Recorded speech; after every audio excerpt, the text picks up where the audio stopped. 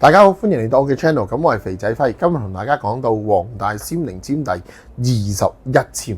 21籤咧係一支中吉籤嚟嘅，係武則天賞花。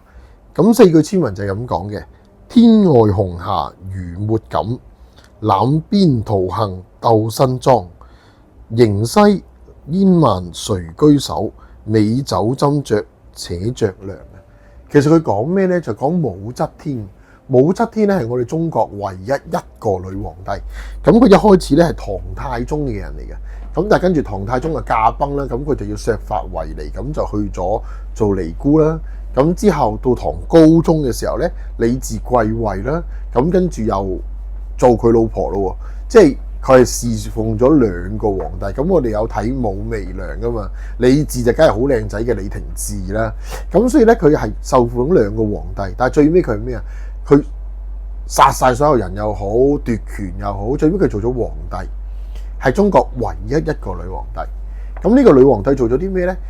當佢登基之後呢，一段時間之後呢，有一日冬天，咁冬天佢就講咗句說話，佢就話啦：來朝猶尚遠，火速報春枝。花雖連夜發，莫待曉風吹。佢希望冬天嘅時候，佢立咗句令出嚟，就話我要聽朝我起身由御花園嘅時候，見到啲花全部開晒。咁冬天花又點會開呢？咁臣子啊，當然做好多事情，又吹掃又點的，而且確去到第二日嘅時候呢，所有花開晒，好似春天一樣。換句話說，呢支籤講咩啊？同你講就係佢個權力地位啊！直頭佢嗰個指揮啊，發隨心轉嘅能力去到咩地方？就係你講一句說話，而真係成功咗，成就咗呢件事。可想而知，呢一支籤喺當時當一刻呢個人，佢嗰個權力嗰個我哋叫咩啊？掌權嘅能力去到咩地步？係幾好意氣風發嘅籤，係一支上籤嚟嘅。但係呢啲上籤只係對咩人上籤啊？可能只係對女人上籤嘅啫。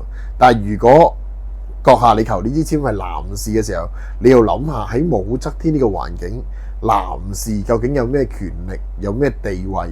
佢服侍過嘅男士，身邊所有嘅男士，究竟又會點呢？我哋要理解一下。特別如果係求姻緣啊嘅時候，可能又未必係一件好事嚟嘅，因為武則天係侍奉個阿爸，削髮為尼，再侍奉阿仔噶嘛，咁又未必係個好嘅故事咧。咁大家可以思考一下。咁今日分享到呢度，下次同大家傾過。如果覺得幫到手嘅 ，like、subscribe、share，thank you，拜拜。